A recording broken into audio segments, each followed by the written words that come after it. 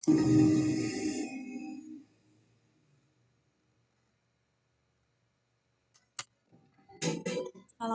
warahmatullahi wabarakatuh. Selamat pagi anak-anak. Pagi ini kita akan belajar tentang tanya Bung Eko. Apa itu? Pada pembelajaran pagi ini, kita akan yang pertama, kita akan bisa menyebutkan makna tanggung jawab. Yang kedua, kita akan menyebutkan contoh tanggung jawab sebagai warga. Yang ketiga, kita akan menjawab pertanyaan dari sebuah bacaan yang telah disediakan. Yang keempat, kita bisa menuliskan pertanyaan dari sebuah jawaban yang juga sudah disediakan. Yang kelima, kita bisa mempresentasikan hasil wawancara. Yang keenam, kita bisa menuliskan jenis usaha ekonomi yang ada di masyarakat. Dan yang ketujuh, kita bisa menuliskan peran ekonomi yang ada di masyarakat. Sudah siap untuk belajarnya? Yuk, kita mulai. Menurut kamu, arti tanggung jawab itu apa sih? Kita cek di sini ya. Pengertian tanggung jawab dalam Kamus Umum Bahasa Besar Indonesia adalah keadaan di mana wajib menanggung segala sesuatu, sehingga berkewajiban menanggung, memikul jawab, menanggung segala sesuatunya, atau memberikan jawab dan menanggung akibatnya.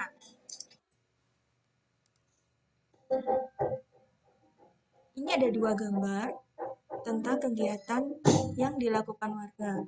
Gambar pertama ini menceritakan tentang kerjasama warga dan tentara atau aparat untuk membersihkan tembok yang dicap oleh orang yang tidak bertanggung jawab.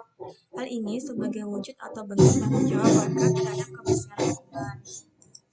Kita masuk pada gambar yang kedua. Gambar kedua menceritakan tentang kerjasama warga yang memungut sampah setelah ada kegiatan warga.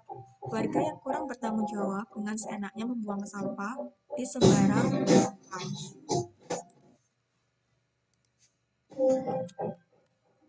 Berikutnya yaitu contoh tanggung jawab di masyarakat. Yang pertama adalah kegiatan warga membersihkan sampah di selokan.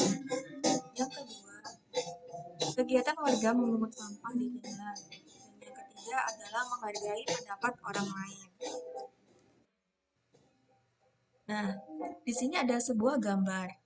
Dari gambar ini, kita akan membuat beberapa kalimat pertanyaan dengan kata tanya yang sudah disediakan. Yang pertama adalah kata tanya apa? Kita cek yuk. Kata tanya apa digunakan untuk menanyakan keadaan atau perbuatan. Contohnya, apa nama makanan itu? Nama makanan ini adalah pizza. Kemudian yang kedua adalah kata tanya di mana. Kata tanya dari mana digunakan untuk menanyakan tempat suatu peristiwa berlangsung, lokasi yang akan dituju, serta tempat yang tidak digunakan. Contohnya, di mana kamu beli pizza? Jawabnya, aku membeli pizza di toko roti atau toko pizza ya. Berikutnya, mengapa? Mengapa? Kata tanya ini digunakan untuk menanyakan alasan atas sebuah peristiwa terjadi. Contohnya, mengapa kamu menyukai pizza? Jawabannya adalah, aku menyukai pizza karena rasanya enak. Selanjutnya adalah kata tanya siapa. Kata tanya siapa digunakan untuk menanyakan pelaku yang terkait dalam suatu peristiwa atau kegiatan. Contohnya adalah, di sini Bu Is menyediakan jawaban terlebih dahulu. Yang mengantarku membeli pizza adalah kakakku. Pertanyaannya adalah, siapa yang mengantarmu membeli pizza? Berikutnya adalah kapan. Kata tanya kapan digunakan untuk menanyakan interval peristiwa terjadinya suatu keadaan. Jawabannya adalah tadi sore aku membeli pizza. Pertanyaannya adalah, kapan kamu membeli pizza? Kemudian yang berikutnya adalah bagaimana. Kata tanya bagaimana digunakan untuk menanyakan cara atau proses sebuah peristiwa berlangsung, kejelasan satu hal.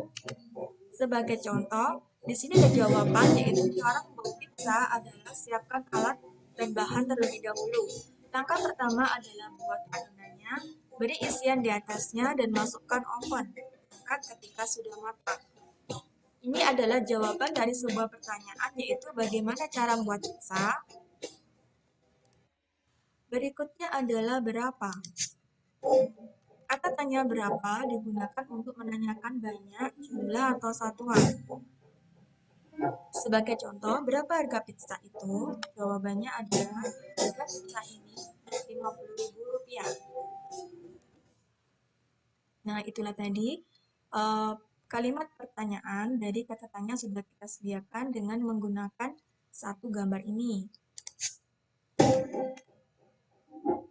Berikutnya, kita akan membahas tentang usaha ekonomi yang ada di masyarakat. Yang pertama adalah tentang seseorang yang punya kelontong atau usaha pizza, membuat pizza. Yang kedua adalah orang yang bekerja di bank. Yang ketiga, orang yang punya usaha mencukur rambut. Yang keempat adalah TNI, Polri. Yang kelima, orang yang memiliki atau bekerja di sebuah konveksi atau pabrik. Yang keenam, koki. Berikutnya, macam industri berdasarkan tempat bahan baku. Yang pertama, industri ekstraktif, yang artinya bahan langsung diambil dari alam. Yang kedua, industri non-ekstraktif, yang artinya bahan baku diambil selain dari alam. Dan yang ketiga adalah industri fasilitatif, yang artinya produk utama adalah berupa jasa. Yang berikutnya adalah peran ekonomi dalam kehidupan masyarakat. Yang pertama, memberikan lapangan pekerjaan dan mengurangi pengangguran. Dan yang kedua adalah mempermudah masyarakat dalam membeli kebutuhan pokok dengan harga yang terjangkau. Oke, anak-anak, kiranya itu materi kita pada pagi hari ini. Dan untuk mengetahui kemampuan kalian, coba kalian klik link yang ada di layar kalian, kemudian coba kerjakan latihan-latihan yang ada. Selamat mengerjakan ya. Oke, pagi ini kita sudah belajar tentang pengertian tanggung jawab, yaitu tanggung jawab adalah keadaan di mana wajib menanggung segala sesuatu atau memberikan wajib dan menanggung akibatnya. Yang kedua, kata tanya, yaitu apa, siapa, bagaimana, mengapa, kapan, jika, dari mana. Yang ketiga, yaitu usaha ekonomi yang ada di masyarakat meliputi usaha bidang jasa dan produk. Dan yang terakhir adalah peran usaha ekonomi terhadap kesejahteraan masyarakat dalam memberikan lapangan pekerjaan dan mengurangi pengangguran. Yang kedua, mempermudah masyarakat dalam membeli kebutuhan pokok dengan harga terjangkau. Kiranya sekian materi dari Ibu Is, kemudian Ibu Is akan memberikan pesan-pesan. Yang pertama yaitu, jadikan setiap perilakumu penuh tanggung jawab. Yang kedua, berperilakulah sopan santun pada orang lain, maka orang akan menghargaimu. Yang terakhir, selalu berusaha dan bekerja keras karena keringat tidak akan pernah berbohong. Oke, sampai jumpa lagi untuk materi yang berikutnya. Besok ketemu lagi dengan Bu Is. Assalamualaikum warahmatullahi wabarakatuh.